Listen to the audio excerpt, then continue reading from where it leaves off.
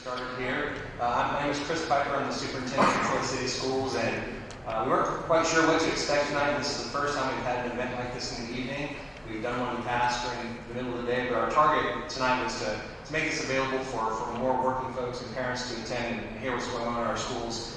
And we're very excited to talk to you tonight about what's happening in our schools. There are a lot of great things happening in our schools. Our report cards came out recently with some really great information. I'm joined tonight by several people from our board office who are going to share a variety of information with you. There's going to be an opportunity for some questions. And if you're familiar with QR codes, if you want to take a picture of that, I think that you should be able to submit questions if you have them. We weren't quite sure what to expect audience-wise. I think we probably could also manage a crowd this size and maybe have some hand raising at the end too, but if you want to submit a question through the QR code, feel free to do that and we'll address that at the end.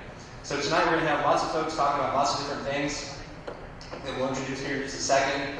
And at the end of this, we're going to have kind of a panel session, question and answer session to see what questions you have on your mind and provide you some answers. If you're not familiar with the space, there are restrooms out in the back. To the left is the men's and to the right is the women's. And as I said, we're going to keep this moving pretty quickly. So our first speaker is Mrs. Borchers. She's our board president, and she's going to talk to us about the future bond issue. Mrs. Borchers.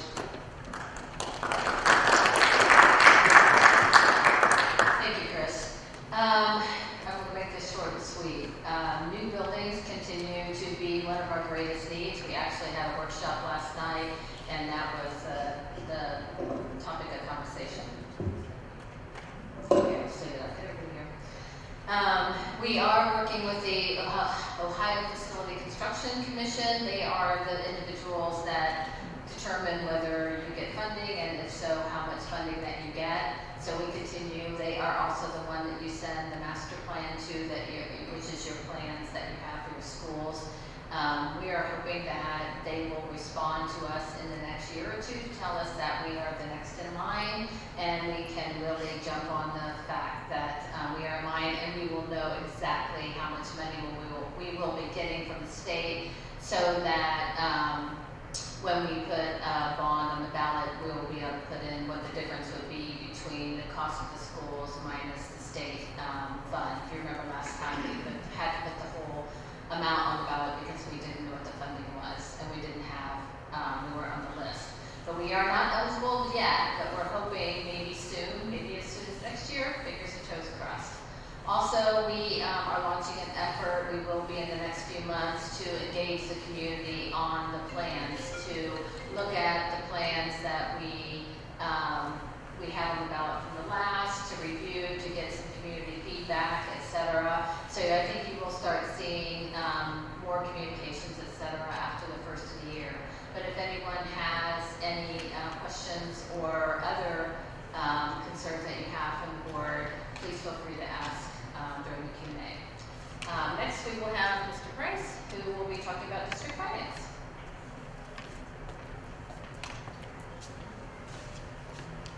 Thanks, Sue.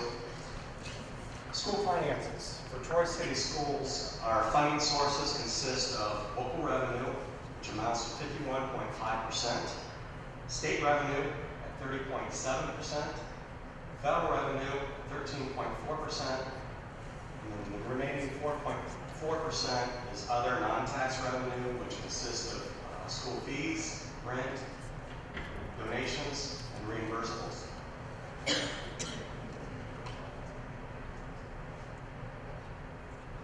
There we go. Our annual spending for fiscal year 22, out of the total funds that we spend as a school district, 71.8% of every dollar went to the classroom for instruction purposes. That rated us number 17 out of 107 similar districts that we are compared to throughout the state of Ohio, which is very good.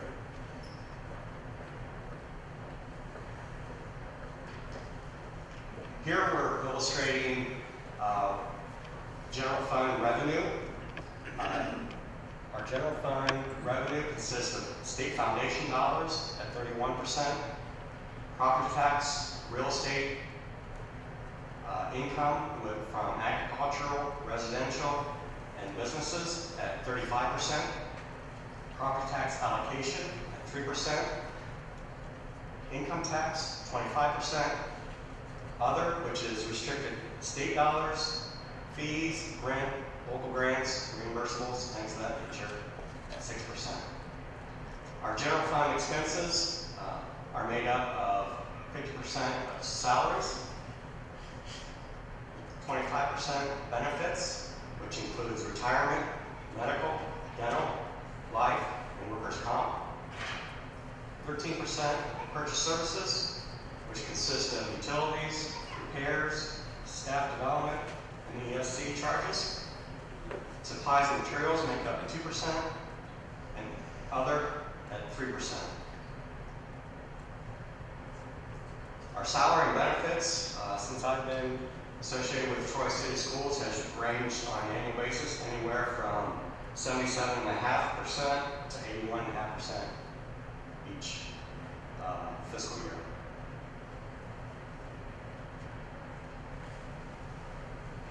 Throughout my entire career, a goal when I enter a school district, as far as carryover balance for the general fund on an annual basis, I like to see and maintain anywhere from 90 to 120 days of operation. That's 3 to 4 months of operation. At the end of fiscal year 22 for Troy City Schools, we had 93 days of operation cash on hand, which amounted to just over $13 million. Revenue projections going forward with the current fiscal year and beyond, we're projecting about 1.5% annually for an increase in property tax, our income tax, and state funding. Expenditures, we're currently in the middle of two negotiated agreements, one with our certified staff and one with our classified staff. And we've locked in 3% increases in salaries for each of those two groups.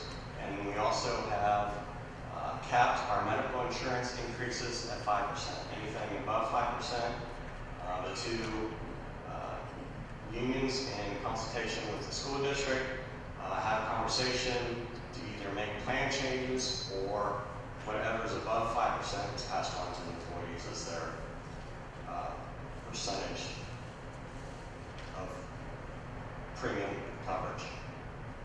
We've also locked in our natural gas and electric rates for the school district.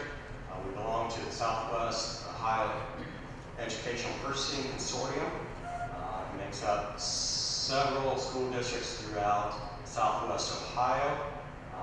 For natural gas, we've locked in our rates through June of 2025, and our electric rates have been locked in through December of 2024. We also are realizing this fiscal year with a decision to restructure two of our buildings, Kyle Elementary and Forest Elementary. Prior to this school year, they were both K through 5 buildings. For the first time this current school year, Kyle restructured to be a kindergarten through 2nd grade building, and Forest became a grade 3 through 5 building. We are also ending a 2-year initial cycle of what we call a fair school funding plan. The biennial budget that was approved by House and Senate at the state level changed how schools were funded with a new funding formula. And that funding formula is to be phased in over the next 6 years as long as the legislative bodies continue to phase in that funding formula.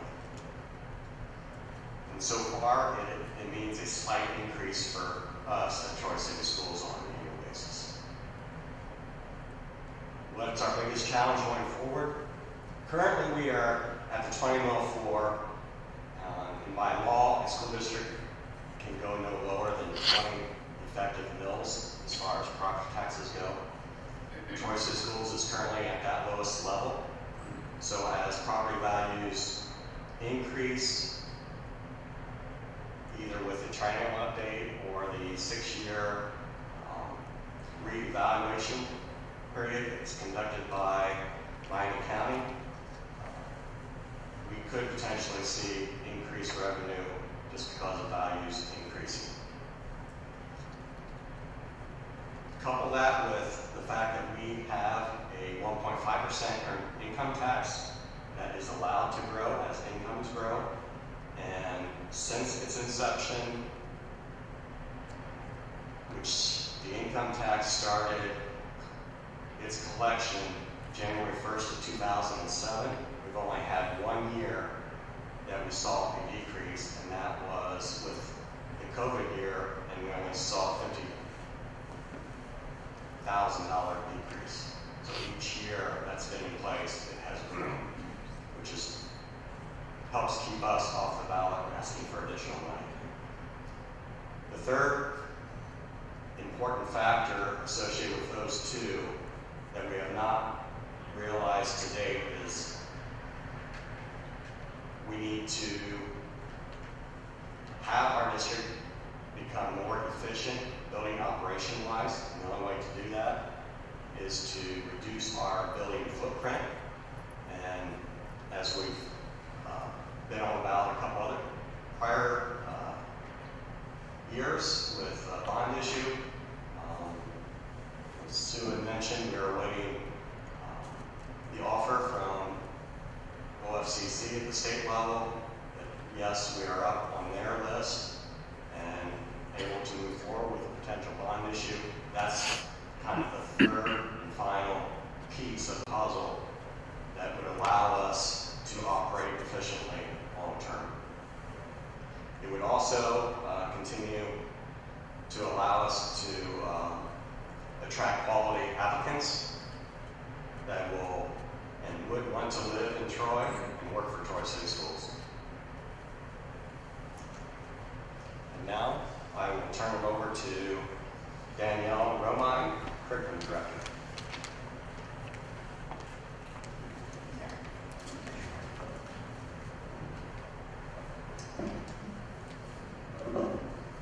Okay.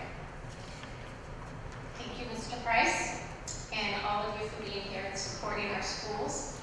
I have the privilege of working alongside our elementary teachers, staff, students, and administrators to ensure our youngest students are receiving the best educational experience possible and are prepared for their future. A priority focus in the elementary this year is on collaboration, something we missed dearly during the COVID years. During this time, we reflect on the effect our teaching practices are having on student progress and to ensure we are maintaining high expectations for all students. Our teachers meet to collectively decide on instructional alignment, best practices, and assessment data outcomes. Our youngest students are learning at such a rapid rate, we must continuously revise our expectations to maintain rigorous academic programming. This is especially important because we are spread across 7 buildings at the elementary level. During collaboration meetings, we analyze curriculum pacing and determine common assessments and our expectations for student results. You can see in this picture we have a great time. The analysis of student work and assessment outcomes allows us to determine best practices and align those practices across the district. Sometimes in this world today, we have to be creative in how we meet, as seen here with some virtual meetings using Zoom, but we make it happen because we value that collaboration. By analyzing student work, which is seen in this slide for math instruction, we refine our instructional pathways, which increase student engagement levels and overall student learning. Because student learning is foundational at the elementary level, another priority focus is the utilization of quick, short assessments to assist teachers with their everyday lessons. We call these formative assessments because they form our lessons or inform us about what students know and are able to do. These are often conducted in small groups or one-on-one to ensure student learning pathways are individualized to meet student needs.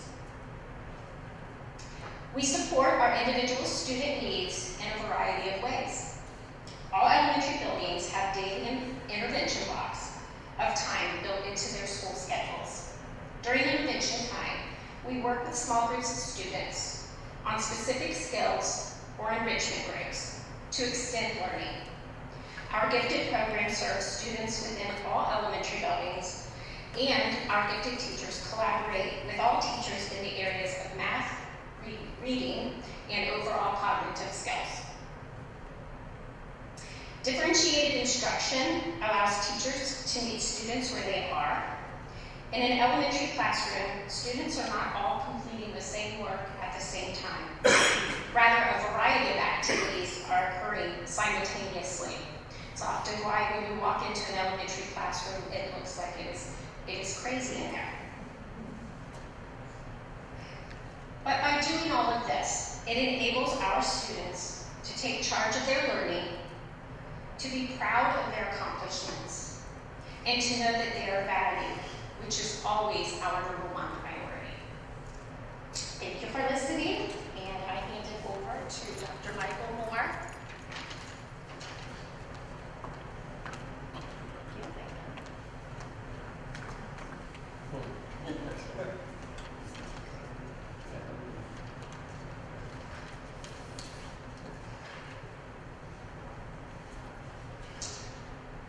Hello, as Mrs. Romine mentioned, I'm Michael Moore.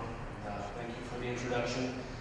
Also, I'd like to thank all of you for attending tonight and taking time out of your evening to be here. My challenge to you is the next time we do this, bring a friend with you.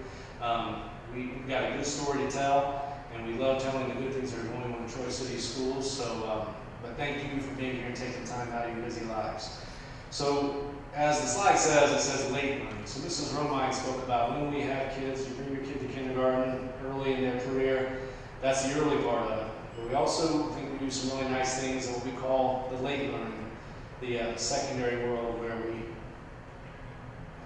if you're a parent, you know what I mean, you turn the kids loose and they get a chance to take on the world once they graduate from high school. And as Mrs. Romine said, in our secondary schools, we are also utilizing the professional learning communities model, in which our teachers work together to collaborate in teacher-based teams. Our junior high and our high school have always had, well, at least for a very long time, they've had departments in which teachers of the same content area work together to collaborate to increase student learning. What we're seeing now with the leadership of our principals and also leadership of our department chairs is an increased effort to collaborate and get together for a couple of things.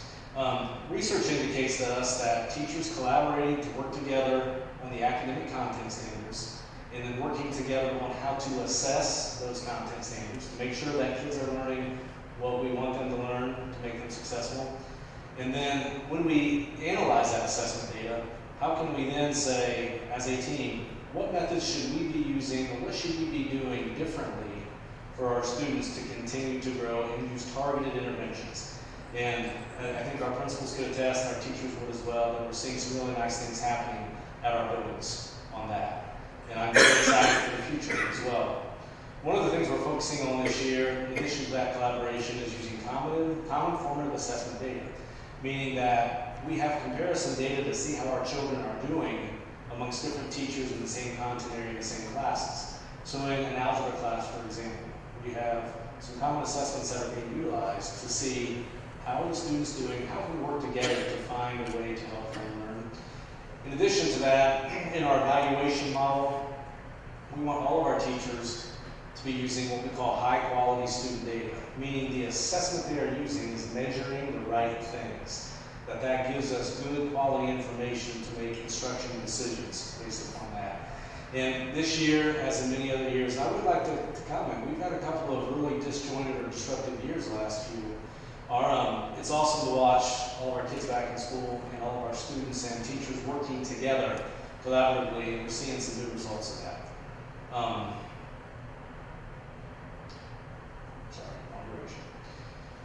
just some academic highlights.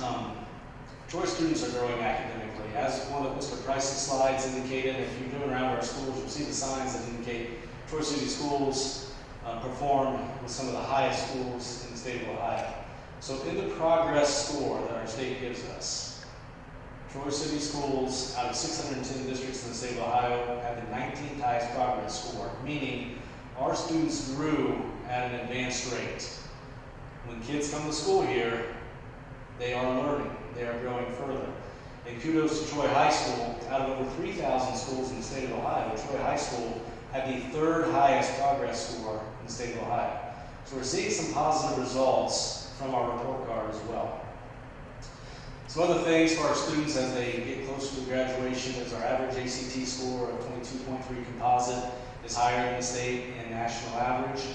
20% of our 2022 graduates receive an honors diploma. An honors diploma requires a student to meet certain benchmarks, including what classes they've taken, can get ACT score, a number of things. But that's a nice percentage for our high school students who are graduating. Also, we have had, just to recognize a couple of our students, 2 National Merit semifinalists, Savannah Swanson and Luke Huber. We also had 2 commended scholars, Aiden Dave and, I can't believe I'm doing this, I'm sorry, Katie Hansberg.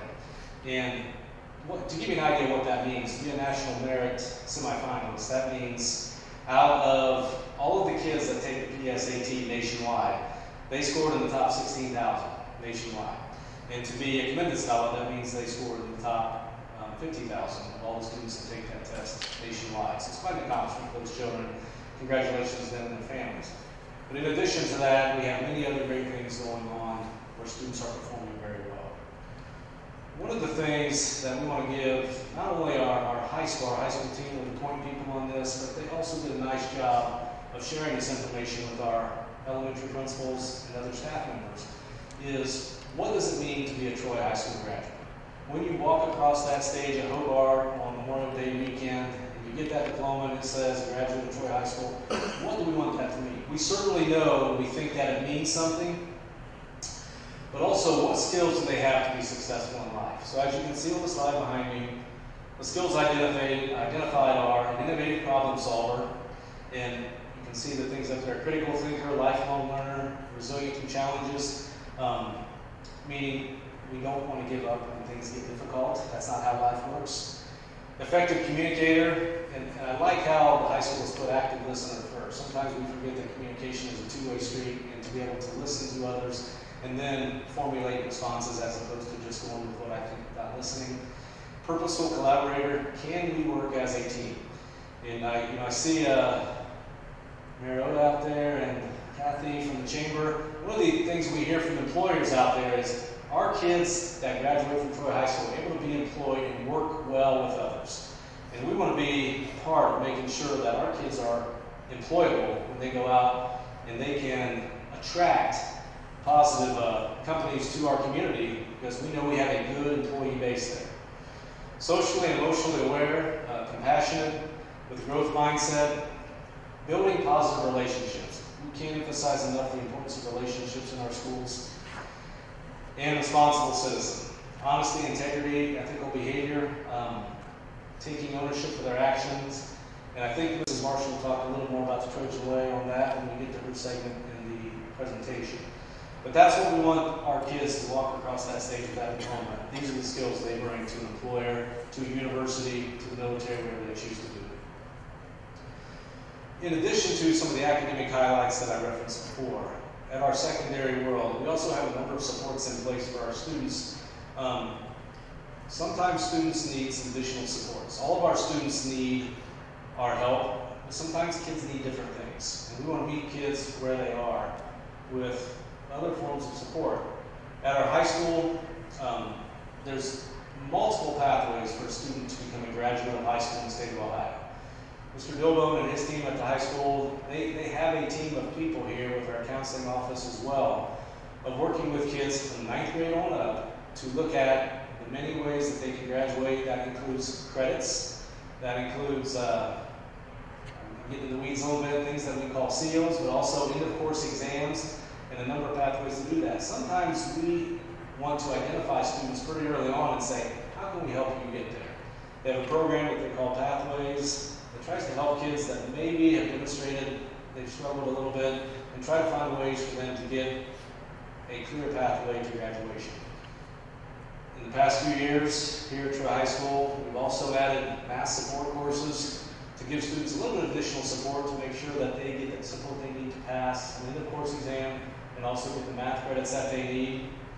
At Troy Junior High, with the leadership of Mr. Grulich and some of our staff members over there, we've added a program. We've also done this at Van Cleve, one of our elementary buildings as well. We've added what we call behavior support coaches. What we have seen over time is that we have some students that need a little more of our support to be successful in school. And in some cases, an adult presence that can help coach that student up on, here's how you handle these situations. Here are positive ways that we can help you stay in school and get through school.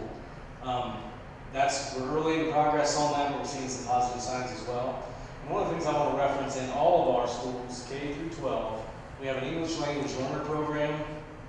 And I will confess that is, to me, that's a special program. We have families that come to our district that either have the inability to speak English or a limited ability, or even if they can speak it, they may struggle with reading and writing it. We have a team of people that work in collaboration with our teachers to help support those students so they can also be successful when they come to Troy.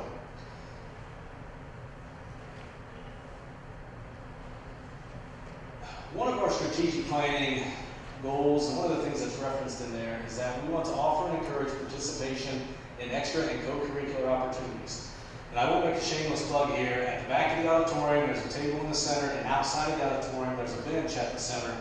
And we've set out some of our strategic plan documents. If you haven't seen that, if you haven't seen a copy, it is located on our district website, but there's also hard copies there. We reference that all the time, and the type of planning we want to do and what we want Troy schools to look like while we're getting there. One of those things, as you can see on the slide, is to offer and encourage participation in extra and co-curricular opportunities. When I started this slide, I started to do what I would call highlights of individual teams, individual sports, individuals that have won awards over the course of the past year.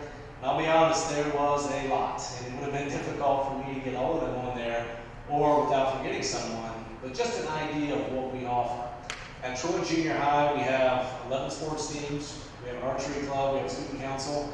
We also, last year, had our first DC trip in a couple of years. So if you remember, maybe you wouldn't, but if you were certainly working at the school, you would remember we had a pretty difficult episode with our vendor, and we were able to get a trip together that year. We moved it to the 8th grade. We also had some COVID years where that trip had to be canceled.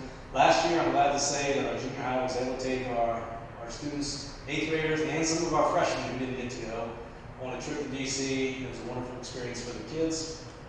We also offer programming in band, orchestra, vocal music, and visual art. And at Troy High School, we offer 22 varsity sports, 26 clubs, and within those clubs, we try to be responsive to student needs. We try to be responsive to what students are interested in and what they want to do. Just a few examples of clubs that we have added in the past, in the recent history. We've got an art club that's kind of been reinvigorated. We have a Patriot Club, we have an esports club. And again, the idea is, part of this is research tells us that students that are engaged in school and they're a part of the school activities, they feel connected to school, they're going to do better academically, they're going to be successful. So we want kids to be involved in our activities. And it's difficult to point out everything, but I would say to our band, last week or a couple weeks ago, they were recognized with a superior rating for 23 years in a row. That's consistency, that's sustained excellence over time. So what a nice job for our band. Another example of athletics, we've had a girls track team that has won the conference 11 straight years. And I can go on and on with many activities that our kids have consistently been successful in. Those are just a few examples of kids involved in things they do very well.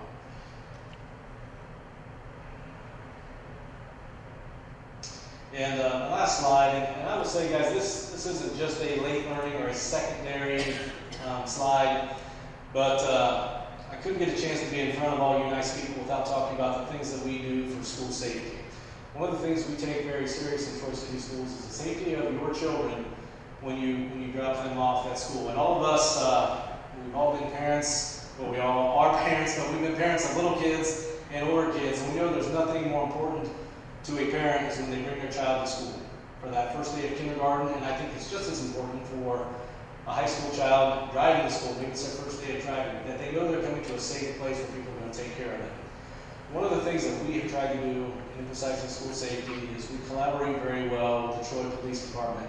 That generous cooperation with the City of Troy, with the Troy Police Department is invaluable to us. We have 3 resource officers, one stationed at the high school full-time, another one who's mostly at the junior high, but he also services our 6th grade building man, Katie, and our dare officer who works with all 6 of our elementaries.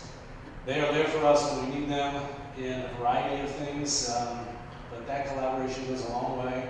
One of the things we work closely with them on is October 10th, we have an active shooter training that took place here at Troy High School, in which we work with our staff in collaboration with the police on things that we can do in the event of an active shooter. We all pray, just like you do every day, that something like that can never happen here. We want to try to provide our people with skills and some knowledge of what to do in the event of something like that happening. We also utilize something in our technology department. I see Mr. Sweetman here tonight. He's our tech director. We have something called Go Guardian that monitors our student activity on our devices. So if we see something that provides a risk or a danger, it lets us know that so we can have a conversation with kids and families. It doesn't mean every time is the worst case scenario. It may mean a kid is working on a project that they looked up something that we just talk to them. Sometimes we talk to the parents and we say, hey, no big deal when we talk to your child. The idea meaning we have devices in the technology age. We want those to be safe for your children as well. We've also had parents come to us with concerns with devices, and we've been able to communicate with them on that for safety purposes. And thankfully for that system, some of our schools have found some things, or we've gotten information that allows us to follow up with the kid and found out they did need our help. There were some things that were concerning. And we were able to get them in touch with their family and other sources of support to help the child. Our 6 through 12 buildings, Van Cleve Junior High and High School, this summer participated in behavior threat assessment. That behavior threat assessment was to help us identify when a kid starts to exhibit behaviors that we want to be concerned about. Maybe they're disengaged. Maybe we see a big decrease in their grades. Maybe we see some things where maybe that child needs our help. It doesn't have to be the end of the world kind of problems, but maybe it's something where that student needs someone to reach out to them and say, hey, how are you doing? Then we can follow up with the family, work in partnership to try to get that student or that child involved. And the big thing on our school safety thing, and I will give all of our staff members, our principals, our central office staff credit for this, is relationships. We want to make sure that we are forming positive relationships with kids and that every student that comes to the door has a connection with some adult.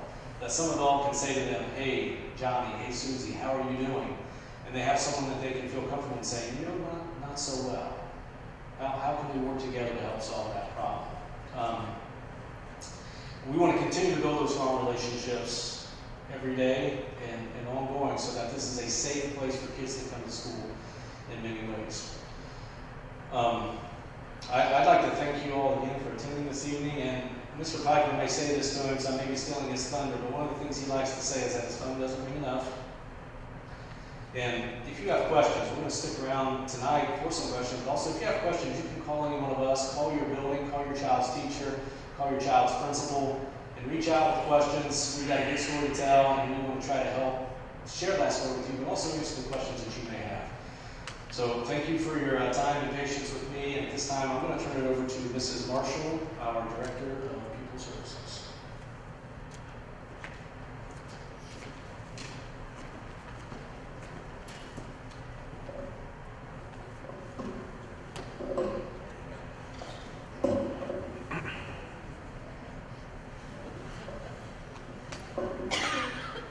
Thank you, Michael.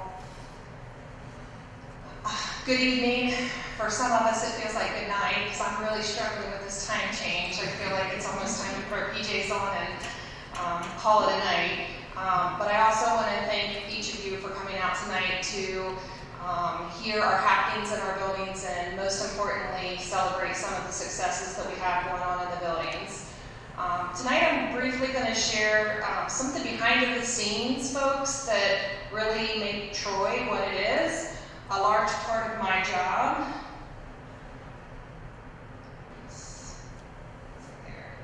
A a large part of my job is working with our students with disabilities in the district. Many folks don't know this starts prior to kindergarten. We do partner with the Miami County Educational Service Center for our pre-K program. They service students, really it's about 2.5 when the screenings can start, but students ages 3 through school aged. They are housed at a building beside our Van Cleef building here in Troy. Currently, it changes on a daily basis because as kids turn the age of eligibility, they can join our program. We are currently servicing 61 preschool students. This is a free preschool provision for students that qualify. They get 2.5 hours daily of services. In most cases, transportation can be provided for our students. And it also does include typical peers can also attend, but there is a cost for them to attend that program as well. For our school-aged program students, we service 871 currently. That is changing every day as well. Students either on Section 504 plans or students that are on IEPs. Those are the students that are housed in our Troy buildings, our 9 buildings within Troy. We also service about 60 students outside of Troy City Schools with disabilities, and those may be students that are foster placed outside of Troy because we couldn't find foster care homes in the Troy City School District. Also, the school psychologists who help facilitate a lot of our early interventions for our students. As Danielle spoke, we do a lot of early intervention for our students in hopes that we can provide those early intervention services so that we don't ever have to go through the evaluation process and provide specialized instruction for our students. But for those that do, our psychologists, we have 4 on staff that are collecting data, working with our intervention teams, doing observations, and then they're the ones doing our evaluation, our reports and meetings. They're very, very busy folks. A huge shout out to this next group, our nursing staff coming out of COVID. They're still, I think, a little bit in shell shock. It was a very hard time for them to try to manage their jobs, their families, the schools, the changes. They did a fantastic job. We have a fantastic nursing staff. We are very blessed here in Troy to have a nurse in each of our 9 buildings.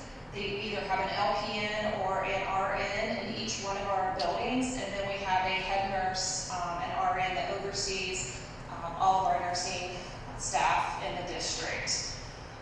You can see in the slide behind me all of the things that they do on a daily basis. Lots of medication administration, screenings for vision, hearing, coordinating screenings with Dayton Children's, collaboration with medical providers as parents have concerns about their kids and want to know how we can service them in schools. So they're contacting the medical providers. They're doing assessments and care of students. They implement healthcare plans. They also collaborate with educational teams for the health needs of our students. And then they also provide a ton of professional development for our staff for care such as diabetic care, asthma, seizures, cardiac emergencies, and just along with just general growth and development of our students. So a huge shout out to our nursing staff here in Troy. Our counselors here in Troy, we have counselors in each of our buildings as well. We have a couple in the junior high and a couple at the high school. Their roles change throughout the years, but our elementary counselors, they are really focused on our positive behavior interventions and supports, which you've probably heard the acronym PBIS, that's what that stands for, and a lot of our social emotional learning, teaching our kids self-awareness, self-management, social awareness, relationship skills, responsible decision-making, and all of the skills that they need to help along with their learning. There's always work to be done in our PBIS system. We're constantly revisiting, seeing how we can do things better to meet the needs of our kids. So when we met a few years back, a district-wide initiative to implement our PBIS way, we came up with the Trojan Way. We had the acronym TROY is Together, Resilience, Own It, and You Matter. So we're really encouraging our kids to be able to work together to achieve success, to have positive choices, and to get the best version of themselves. So we build a lot of other training, I guess you could say, with our students on becoming a good Trojan Way member. And if you've seen out in the community for our elementary staff, here's one example of our Student of the Month, our PBIS Student of the Month yard signs. We implemented these for our students in grades K through 5. It's been a huge success. The kids really are working hard, and they're very proud when they can put these signs in their yard. So that's just a quick overview of some of the support services that we have in here at Troy City Schools. And at this time, I'd like to introduce Mark Barhorse, our business manager.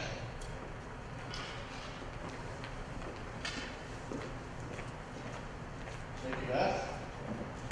As Beth mentioned, I'm the business manager, also serve as human resources director.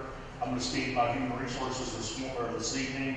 I'm going to kind of put a big bow around everything, all the specific things that everybody else had mentioned that we do, with a kind of an overview of how it all ties together. We've got a lot of really great people working in this district, and real superstars are the 283 certified employees and 205 classified employees. Those are the people on the ground that are putting all these specific things together.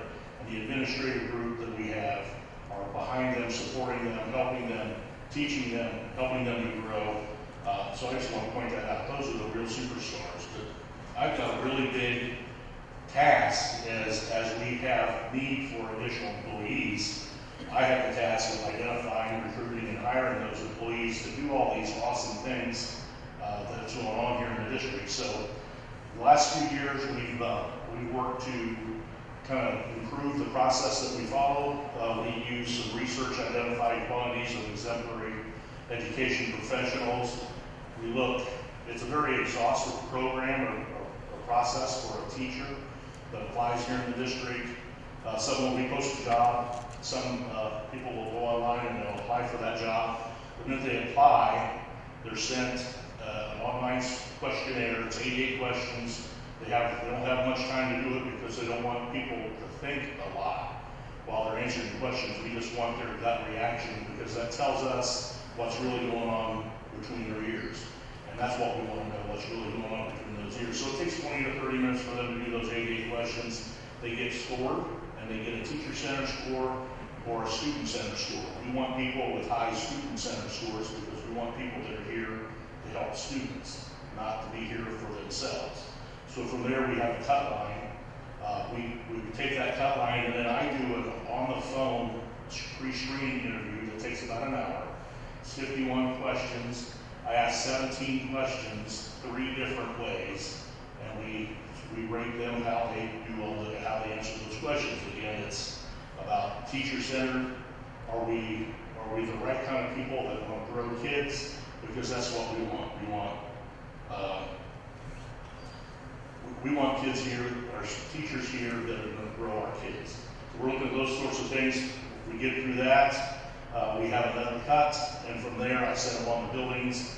Building principals do things their own way in their own building. A lot of them, however, they'll interview with the staff, with a group of other teachers and their staff that are going to be part of that team, and they tell me who are those people they want to hire.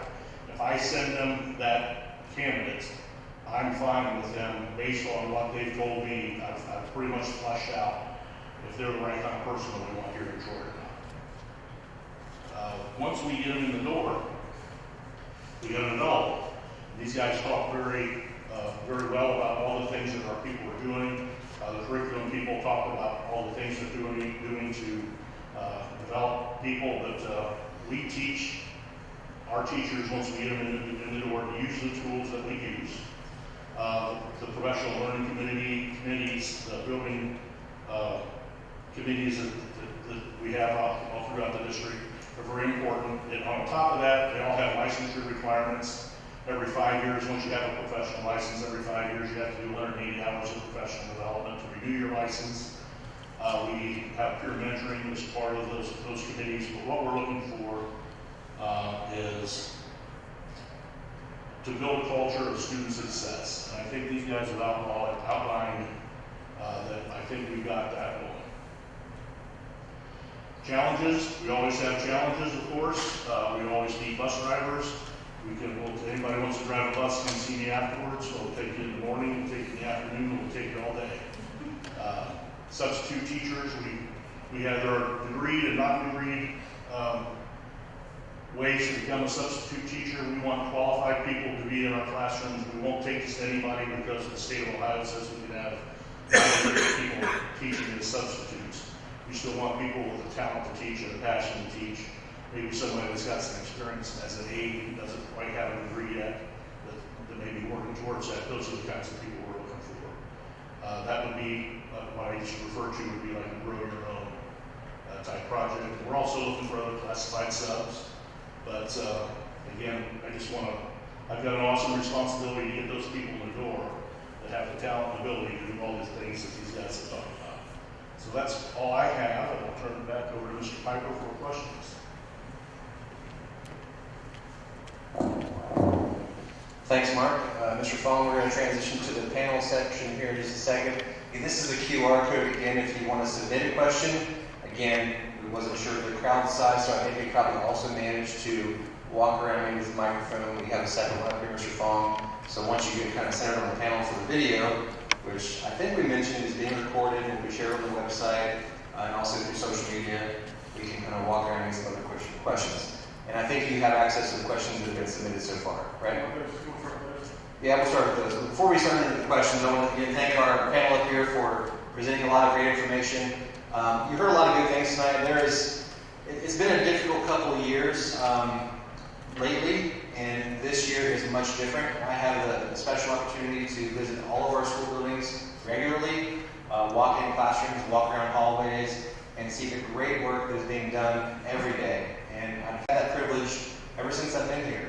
The last couple of years were pretty tough. This year is a different story. I see a lot of joy in our buildings, a lot of smiles on faces for kids and teachers. So hopefully we can keep that going. And you've heard some great information that was shared tonight too. The district report card did come out recently. As Dr. Moore mentioned, 610 public school districts in the state of Ohio. And Troy City Schools was 19th on that list in terms of student growth. That is a major accomplishment to celebrate. He also mentioned Troy High School, over 3,000 buildings in the state of Ohio. They get a growth rating, and Troy High School was third. Remarkable accomplishments. And as they all mentioned, that is thanks to the folks who are doing the work here every day. And by the way, we have some employees in the audience. If you wouldn't mind standing up, maybe we can do a recognition for jobs well done. So if you get a paycheck from Troy City Schools, stand up. There we go.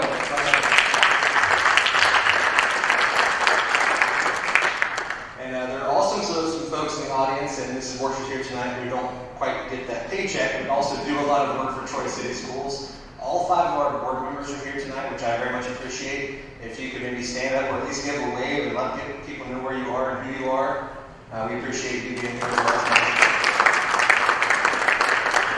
So, Mr. Fong. Oh yeah, Mr. Fong reminded me. We also, Mr. Fong has been working very hard.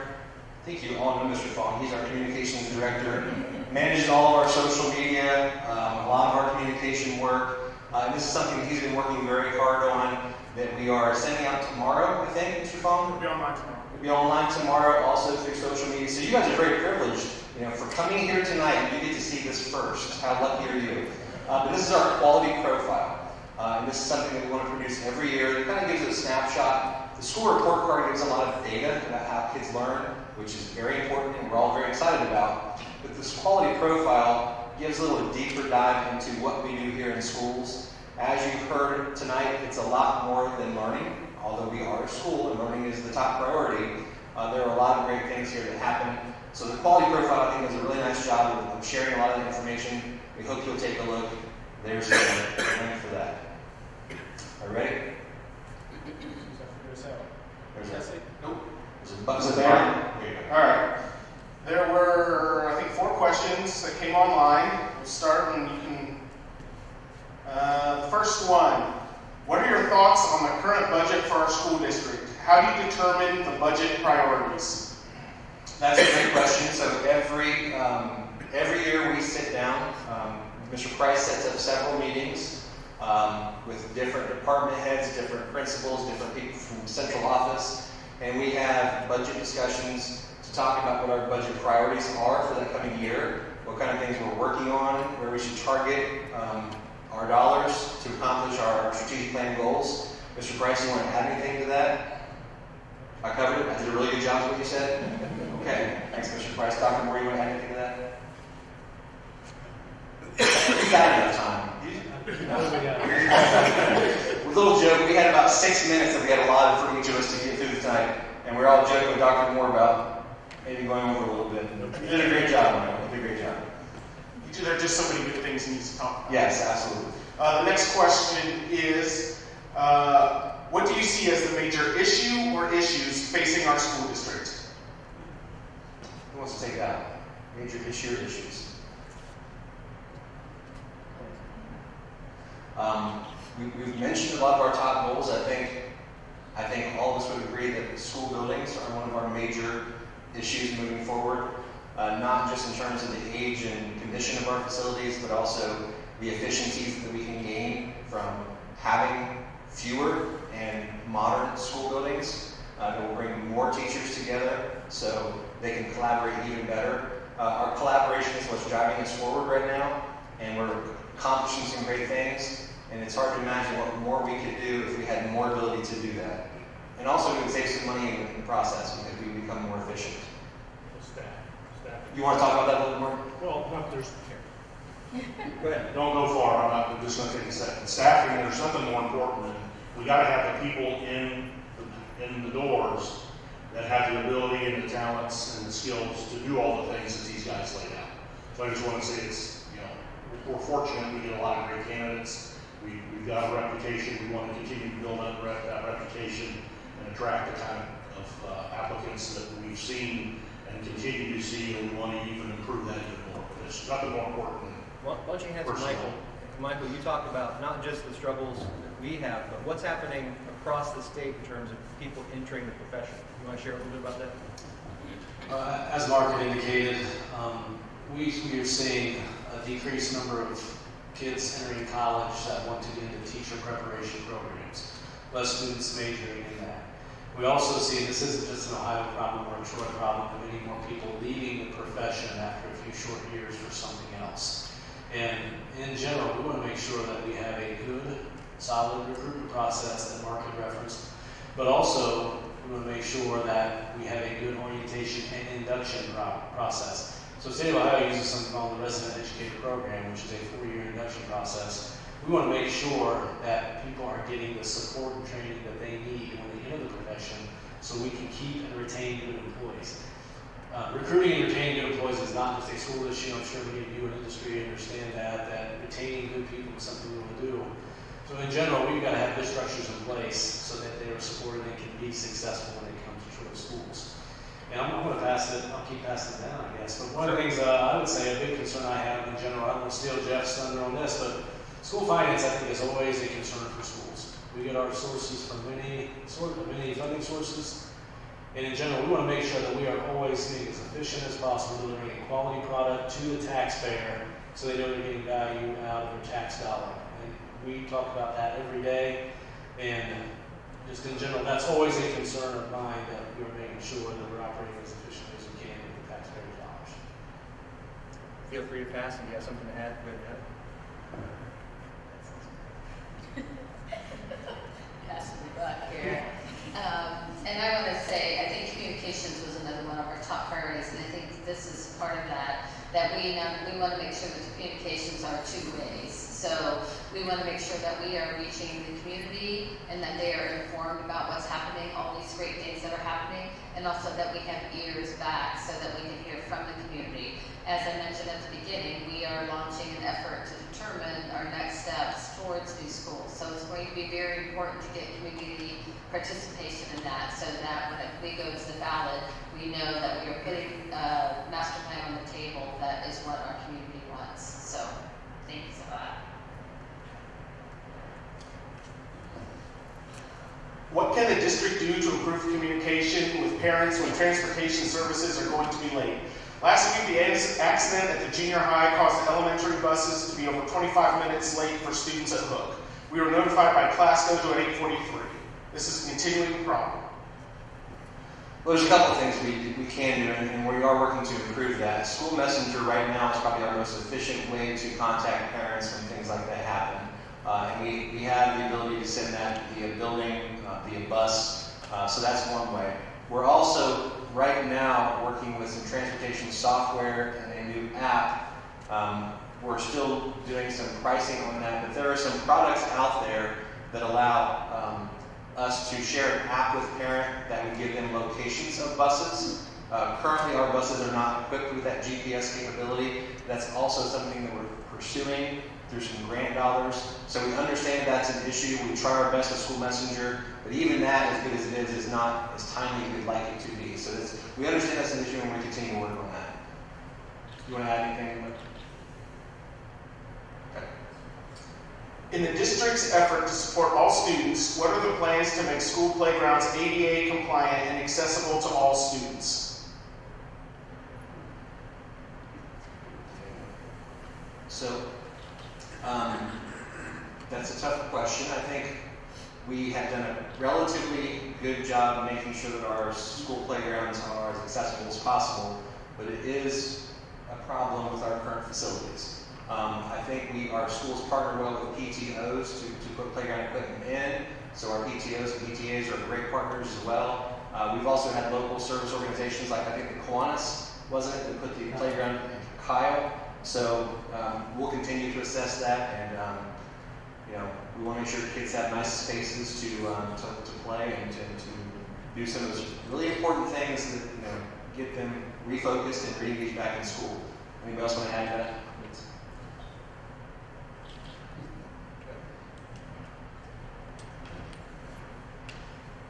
Usually when you do something that's ADA compatible, the cost involved with providing that is very high, and it just takes time to generate the funds necessary in order to make those improvements.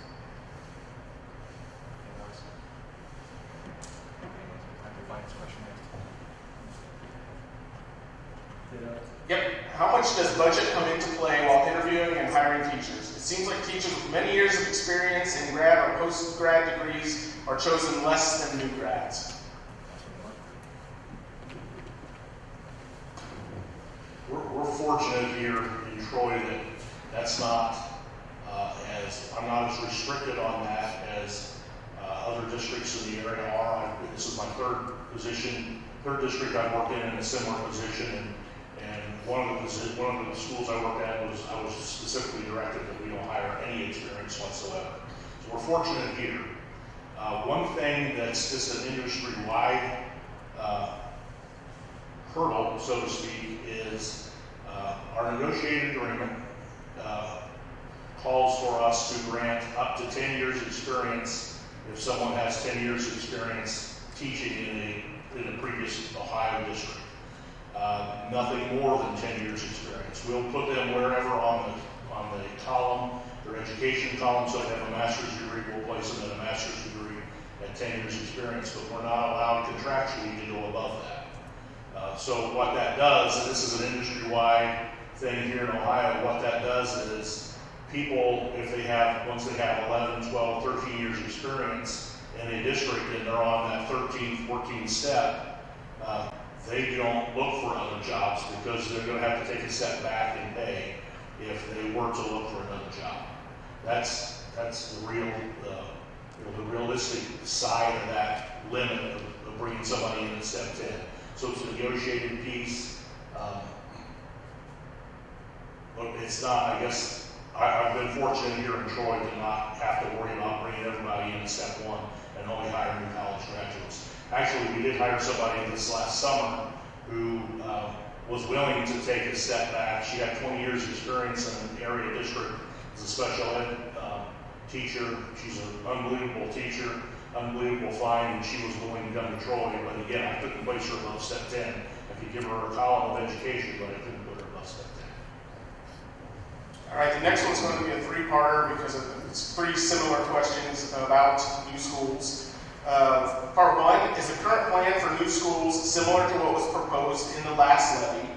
What is the status of the decision to build new elementary buildings? And finally, when do you think the new buildings will be ready? Okay, so to make sure I answer the questions appropriately, Mr. Ball.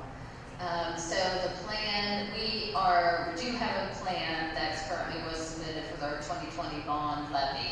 So as of now, that is the plan that was submitted. However, per our work session that we just got out of, we are going to take a step back and look at that plan and have input from the community and conversations from the community to get feedback. That plan was put in place based on a large survey that was done after the 2014 election. I think it was 2017, I'm sorry, 2017 election, if you recall, that was the one that had one lot out on the southwest side that had all the schools on.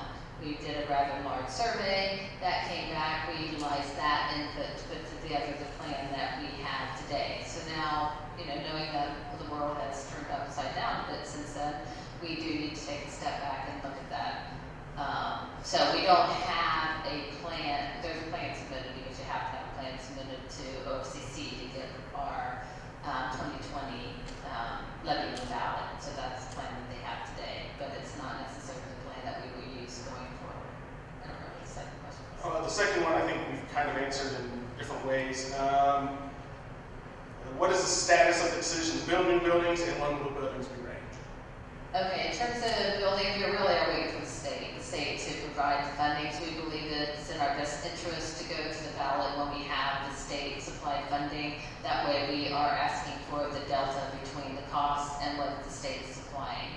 When we went to the ballot in 2020, we were asking for all the costs up front, and then we were going to be reimbursed when the state provided their funding. That was quite confusing. I think a lot of folks in the community just really didn't quite grasp that. And when we were going to get the refund was an unknown, and that was difficult for people to adjust to, which I understand. So I guess I don't know when the ballot's going to be because we're waiting for the state. Okay. Besides guidance counselors, does the high school or junior high have counselors specifically for social or emotional support?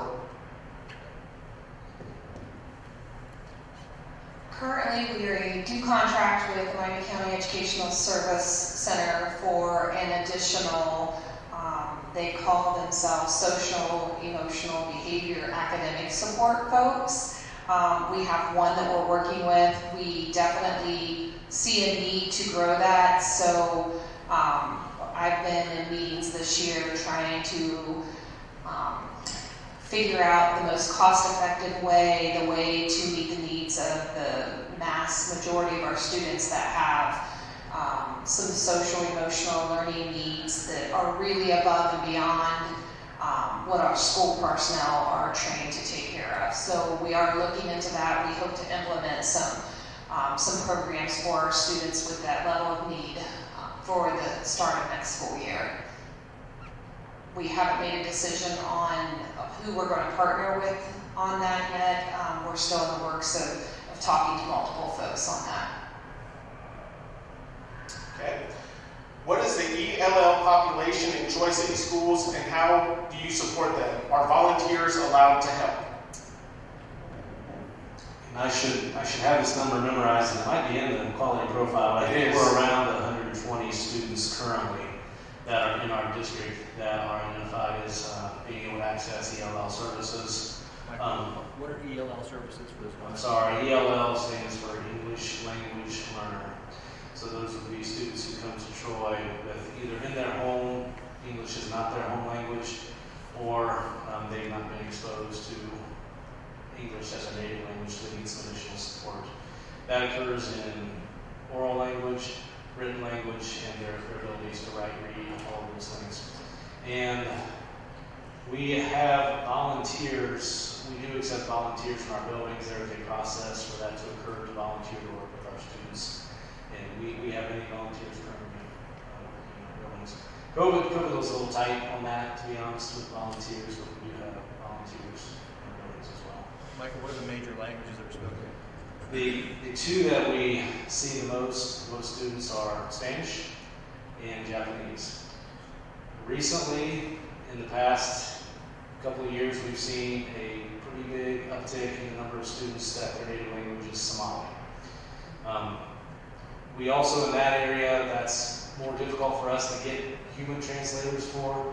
We've recently entered into a partnership with a company that provides translation over the phone. You can also do in-person meetings. Pretty familiar with this because I just saw the bill today. So I know we're using that for a lot of Somali translation, which is very effective, and it's a service thing. But and Dave, you may remember from the quality profile, I think we're currently servicing students of about 20 different languages. That's about right. But Spanish and Japanese are the ones we see most of. Okay. Is Troy considering training and implementing armed teachers or a cache of weapons in the school with trained defenders?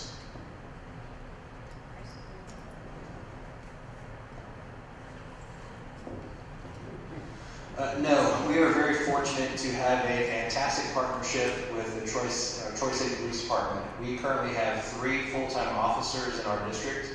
One is located here at the high school and is here every day. We have another at our junior high building. We have another that rotates around our elementary building. So for a school district this size, it is remarkable we have that kind of support from our local police department.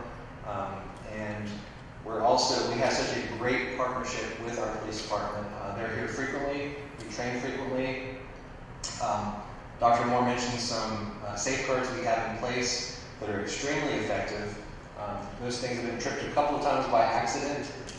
That's called the Centurion system. We have a way of triggering an alarm that goes directly to police radios. And the few times we check them every year to make sure they're working, but the few times they've been tripped accidentally, fortunately I haven't seen, but I've heard it's a very, very fast response, less than a minute. So.